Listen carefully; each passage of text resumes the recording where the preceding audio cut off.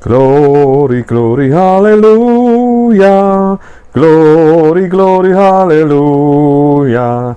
Selamat pagi dan selamat hari Minggu. Berjumpa kembali dengan saya, James Mesak, dalam seri program rohani Pahlawan Alkitab.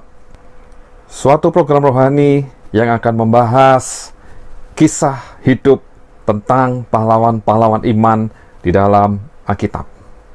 Kehidupan pribadi, kehidupan keluarga, perjalanan hidup, karya-karyanya, kenangan-kenangannya yang luar biasa, serta pengalaman-pengalaman pribadi bersama dengan Yesus Tuhan yang akan menjadi teladan buat kita semua. Selamat menikmati dan Tuhan Yesus memberkati.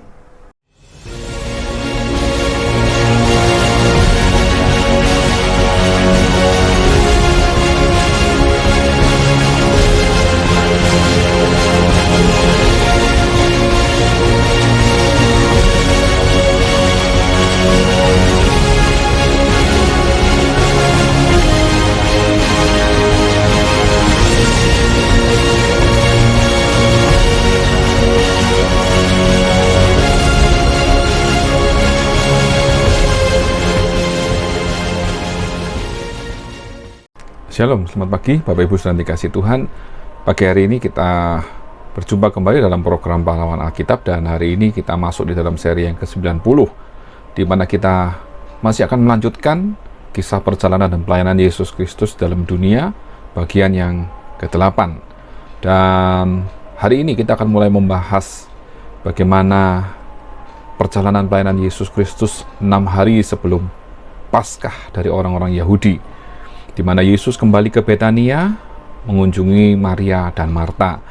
Dan kisah ini ada di dalam Yohanes 11 ayat 15 sampai pasal 12 ayat 1. Kita baca di ayat 54 dan 55 dari Yohanes 11. Karena itu, Yesus tidak tampil lagi di muka umum di antara orang Yahudi. Ia berangkat dari situ ke daerah dekat padang gurun, ke sebuah kota yang bernama Efraim. Dan di situ ia tinggal bersama-sama murid-muridnya. Ayat 55. Pada waktu itu hari raya Paskah orang Yahudi sudah dekat, dan banyak orang dari negeri itu berangkat ke Yerusalem untuk menyucikan diri sebelum Paskah. Dan di dalam Matius 26 ayat 6 sampai 13, kemudian Markus 14 ayat 3 sampai 9, lalu di dalam Injil Yohanes 12 ayat 2 sampai 11, kita akan sama-sama mendengarkan kisah bagaimana Yesus diurapi dengan minyak wangi. Dan kita akan baca kisah ini di dalam Yohanes 12 ayat 1 sampai 11. 6 hari sebelum Paskah, Yesus datang ke Betania, tempat tinggal Lazarus yang dibangkitkan Yesus dari antara orang mati. Ayat 2, di situ diadakan perjamuan untuk dia dan Marta melayani, sedang salah seorang yang turut makan dengan Yesus adalah Lazarus. Ayat 3, maka Maria mengambil setengah kati minyak narwastu murni yang mahal harganya, lalu meminyaki kaki Yesus dan menyekanya dengan rambutnya, dan bau minyak semerbak di seluruh rumah itu. Ayat 4, tetapi Yudas Iskariot, seorang dari murid-murid Yesus, yang akan segera menyerahkan dia, berkata, ayat 5, mengapa minyak narwastu ini tidak dijual 300 dinar dan uangnya diberikan kepada orang-orang miskin? Ayat 6, hal itu dikatakannya bukan karena ia memperhatikan nasib orang-orang miskin, melainkan karena ia adalah seorang pencuri. Ia sering mengambil uang yang disimpan dalam kas yang dipegangnya. Ayat 7, maka kata Yesus, biarkanlah dia melakukan hal ini, mengingat hari penguburanku.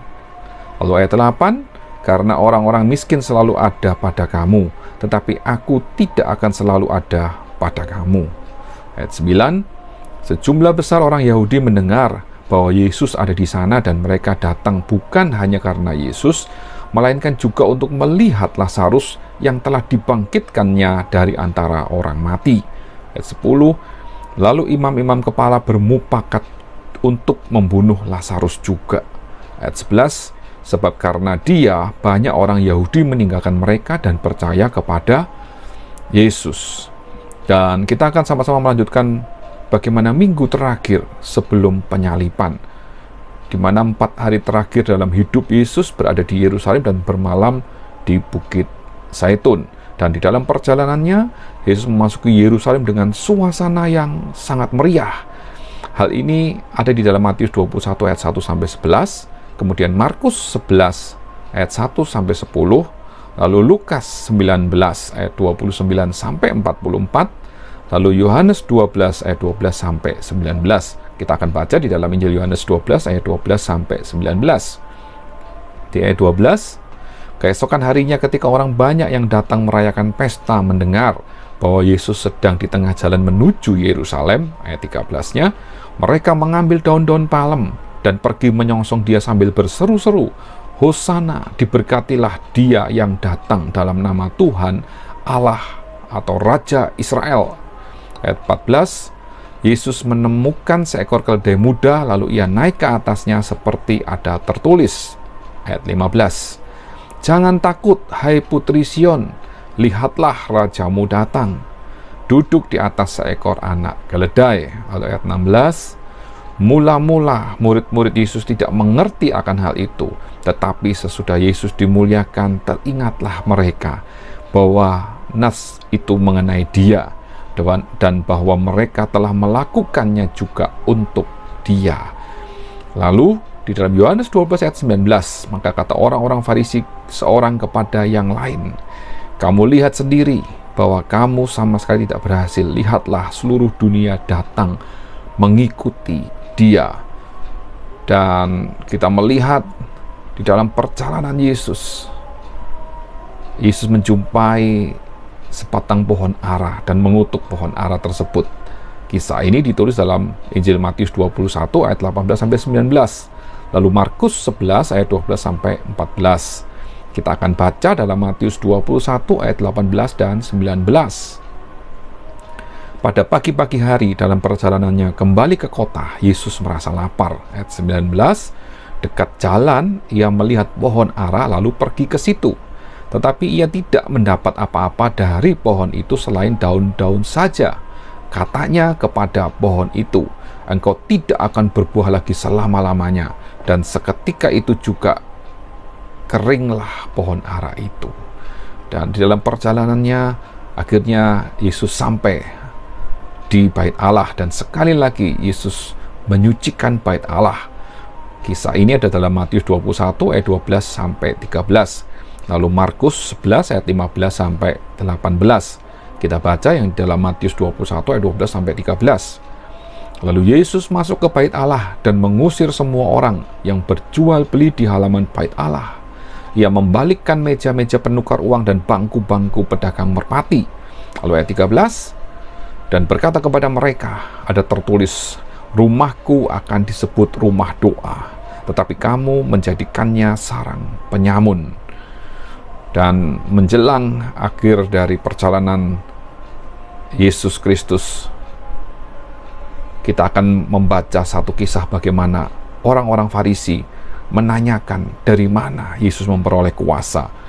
Dan kisah ini ada di dalam Matius 21 ayat 23-27, kemudian Markus 11 ayat 27-33, dan Lukas 20 ayat 1-8. Kita akan baca dalam Matius 21 ayat 23-27. Lalu Yesus masuk ke Bait Allah, dan ketika ia mengajar di situ, datanglah imam-imam kepala serta tua-tua bangsa Yahudi kepadanya dan bertanya, dengan kuasa manakah engkau melakukan hal-hal itu? Dan siapakah yang memberi kuasa itu kepadamu? Ayat 24, jawab Yesus kepada mereka, aku juga akan mengajukan satu pertanyaan kepadamu, dan jikalau kamu memberi jawabnya kepadaku, aku akan mengatakan juga kepadamu dengan kuasa manakah aku melakukan hal-hal itu. Ayat 25, dari manakah baptisan Yohanes? Dari surga atau dari manusia? Mereka memperbincangkannya di antara mereka dan berkata, jikalau kita katakan dari surga, ia akan berkata kepada kita, kalau begitu, mengapakah kamu tidak percaya kepadanya? Ayat 26, tetapi jikalau kita katakan dari manusia, kita takut kepada orang banyak, sebab semua orang menganggap Yohanes ini nabi. Ayat 27, lalu mereka menjawab Yesus, kami tidak tahu. Dan Yesus pun berkata kepada mereka, Jika demikian, aku juga tidak mengatakan kepadamu dengan kuasa manakah aku melakukan hal-hal itu. Jadi sampai di sini, di mana Yesus mengajar di bait Allah, para imam-imam kepala dan tua-tua bangsa Yahudi masih bertanya dan belum bisa mempercayai Yesus yang sudah melakukan banyak mujizat. Bahkan mereka bertanya, kuasa dari mana yang dipergunakan oleh Yesus untuk melakukan hal-hal tersebut. Dan Yesus terus mengajar di dalam bait Allah. Bagaimana Yesus menceritakan banyak perumpamaan tentang kerajaan Allah. Dan di dalam pengajarannya, Tuhan Yesus juga mengajarkan tentang hukum kasih. Yang pertama dan yang kedua, yang sama derajatnya. Dan kita akan baca dalam Matius 22, ayat 36 sampai 40. Guru, hukum manakah yang terutama dalam hukum Taurat? Ayat 37. Jawab Yesus kepadanya, kasihilah Tuhan Allahmu dengan segenap hatimu, dan dengan segenap jiwamu, dan dengan segenap akal budimu. Ayat 38, itulah hukum yang terutama dan yang pertama. Ayat 39, dan hukum yang kedua yang sama dengan itu ialah, kasihilah sesamamu manusia seperti dirimu sendiri. Ayat 40, pada kedua hukum inilah tergantung seluruh hukum Taurat dan kitab para nabi. Jadi, Yesus mengajarkan tentang hukum kasih kepada Allah dan juga kepada sesama manusia sebagai hukum yang terutama dan yang pertama, dan hukum yang kedua yang sama derajatnya, di mana pada kedua hukum inilah tergantung seluruh hukum Taurat dan kitab para nabi. Inilah hukum yang menjadi pedoman dalam kehidupan kita sebagai anak-anak Tuhan. Lalu Tuhan Yesus menegur dengan keras orang-orang Farisi, imam-imam dan ahli-ahli Taurat, bahkan mengatakan mereka seperti kuburan. Dan pernyataan ini ada di dalam Matius 21 ayat 28 sampai Matius 23 ayat 39, di dalam Markus 12 ayat 1 sampai 44, lalu di dalam Lukas 20 ayat 9 sampai Lukas 21 ayat yang keempat. Kita baca beberapa ayat, yaitu dalam Matius 23 ayat 27 sampai 28. Celakalah kamu, hai ahli-ahli Taurat dan orang-orang Farisi, hai kamu orang-orang munafik, sebab kamu sama seperti kuburan yang dilabur putih, yang sebelah luarnya memang bersih tampaknya, tetapi yang sebelah dalamnya penuh tulang belulang dan pelbagai jenis kotoran. Ayat 28, demikian jugalah kamu, di sebelah luar kamu tampaknya benar di mata orang, tetapi di sebelah dalam kamu penuh kemunafikan dan kedurjanaan.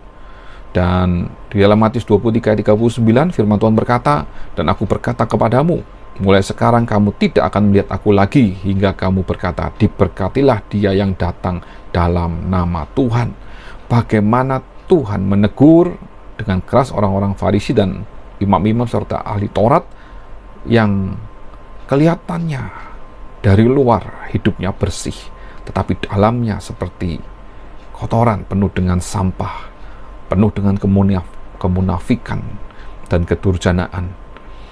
Pernyataan keras Tuhan Yesus ini kepada orang-orang Farisi yang membuat orang-orang Farisi mulai menyusun rencana penangkapan Yesus. Dan di dalam ayat 39 yang tadi kita sudah dengarkan, Tuhan Yesus mulai menyatakan bahwa sebentar lagi Tuhan akan meninggalkan murid-muridnya. Dan kita baca di dalam Matius 26 ayat 14 sampai 16, kemudian Markus 14 ayat 10 sampai 11, lalu Lukas 22 ayat 3 sampai 6. Bagaimana awal rencana penangkapan Yesus? Kita baca dalam Matius 26 ayat 14 sampai 16. Kemudian pergilah seorang dari ke-12 murid itu yang bernama Yudas Iskariot kepada imam-imam kepala. Ayat 15. Ia berkata, apa yang hendak kamu berikan kepadaku, supaya aku menyerahkan dia kepada kamu? Mereka membayar 30 uang perak kepadanya. Lalu ayat 16, dan mulai saat itu ia mencari kesempatan yang baik untuk menyerahkan Yesus. Disinilah awal bagaimana seorang murid Yesus yang bernama Yudas Iskariot datang kepada imam-imam kepala, menerima bayaran 30 keping perak, dan mencari kesempatan untuk menyerahkan Yesus.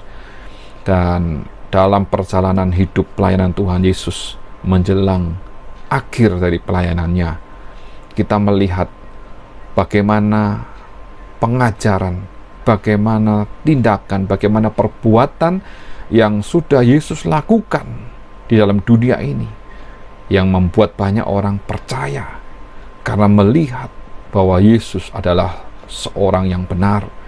Yesus melakukan mujizat dan Yesus mengajarkan hukum kasih yang utama dan terutama, dan yang kedua yang menjadi teladan bagi kita untuk kita menjalani kehidupan ini dengan setia sampai akhir. Dan minggu depan kita masih akan melanjutkan perjalanan Yesus Kristus di akhir pelayanannya, bagaimana Yesus harus mati di atas kayu salib.